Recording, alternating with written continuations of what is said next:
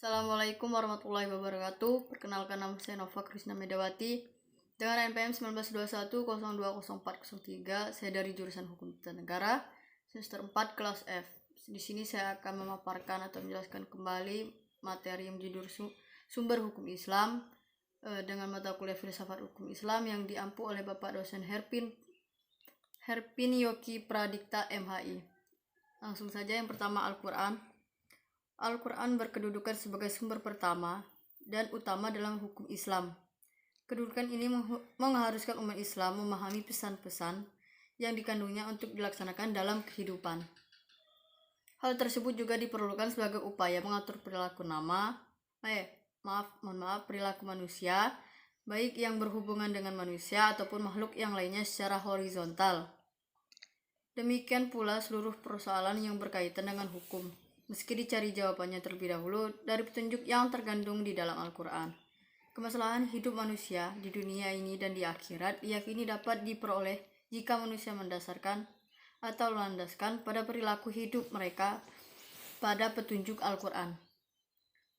Argumentasi yang menyatakan bahwasanya Al-Quran sebagai sumber dan dalil pertama dan utama ditemukan dalam penjelasan Al-Quran itu sendiri.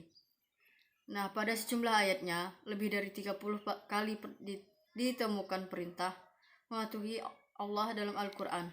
Bahkan meninggalkan aturan yang disebutkan Al-Quran akan membawa akibat meningkatnya kejahatan yang dilakukan manusia. Al-Quran secara redaksional dan makna yang dikandungnya bersifat qat'i al-wujud. Maksudnya adalah lafaz Al-Quran dan pesan yang dikandungnya terjamin keautentikan dan otoritas kebenarannya. Keautentikan itu terjamin karena transformasi periwayatannya secara keseluruhan mencapai tingkat mutawatir. Selain itu, jaminan keaslian Al-Quran mendapat intervensi langsung dari pemiliknya, yakni Allah Subhanahu wa Ta'ala. Selanjutnya, Al-Sunnah.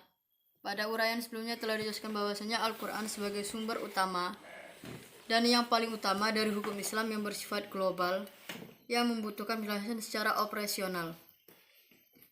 Nah, Nabi Muhammad SAW sebagai penyampai ajaran Al-Quran diberi otoritas oleh Tuhan untuk menjelaskan lebih lanjut apa yang telah diwahyukan kepadanya. Dengan demikian, Al-Sunnah dalam bentuk perkataan, perbuatan maupun dalam bentuk takrir berkedudukan sebagai sumber kedua setelah Al-Quran. Kedudukan Al-Sunnah sebagaimana disebutkan di atas berdasarkan argumentasi bahwa secara normatif ditemukan ayat Al-Quran yang menyeluruh untuk taat kepada Rasulullah. Ketaatan kepada Rasul sering dikaitkan dengan ketaatan kepada Allah Subhanahu wa Ta'ala seperti yang ditemukan pada surat Al-Nisa ayat 13 yang artinya hukum tersebut itu adalah ketentuan-ketentuan dari Allah. Barang siapa taat kepada Allah dan Rasulnya, niscaya Allah memasukkannya ke dalam surga. Al-Quran sering menetapkan beriman kepada Rasul dan Rasul sama dengan kewajiban beriman kepada Allah Subhanahu wa Ta'ala. Disebutkan dalam surat Al-A'raf ayat 158. Penegasan Al-Quran juga menyebutkan bahwasanya perbuatan Rasul berdasarkan wahyu yang diturunkan kepadanya seperti yang disebutkan dalam surat Al-An'am ayat 3 yang artinya, dan tidaklah diucapkannya itu atau Al-Quran menurut kemauan hawa nafsunya. Yang selanjutnya, akal dan proyeksi ijtihad. Yang pertama, pengertian akal. Akal menurut Al-Quran, lebih khususnya menurut pengertian para Islam, yaitu bahwa merhatikan alam sekitarnya dengan otak, yang dimana otakmu adalah organ tubuh akal. Artinya, akal itu sendiri terdapat di dalam otak seseorang yang digunakan untuk berpikir dan berdasarkan pemikiran utama. Pemikiran itu, maka lahirlah suatu ide atau gagasan mengenai suatu masalah yang dipikirkan. Sebagaimana telah diketahui, Allah Subhanahu wa Ta'ala menciptakan manusia berbeda berdasarkan akalnya dengan makhluk hidup lainnya seperti hewan dan tumbuhan. Nah, berdasarkan perspektif Islam, peran akal dibagi dua, yaitu satu, memahami nilai-nilai ajaran agama.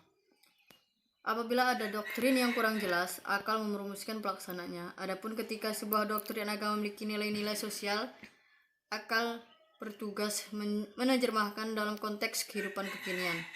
Bukan untuk mengubah doktrin, melainkan menemukan pelaksanaan doktrin.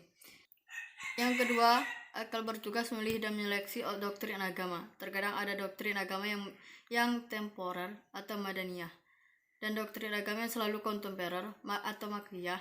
Terkait hal ini, akal bertugas untuk memilih kemungkinan terbaik pelaksanaannya. Yang selanjutnya, akal dan proyeksi ijtihad. Proyeksi ijtihad menurut bahasa berarti usaha yang keras dan bersungguh-sungguh. Sedangkan pengertiannya dari segi istilah ijtihad adalah berusaha menetapkan hukum terhadap masalah yang belum ada ketetapan hukumnya dalam Al-Quran dan hadis yang dilakukan dengan secara cermat dan pikiran yang murni serta berpedoman pada aturan penetapan hukum yang benar. Rujukan ijtihad tetap pada Al-Quran dan hadis, dalam arti bahwasanya penetapan hukum ijtihad tidak boleh bertentangan dengan ayat-ayat Allah Subhanahu wa taala atau ajaran Rasulullah Shallallahu alaihi wasallam. Mungkin sekian yang dapat saya sampaikan, semoga bermanfaat.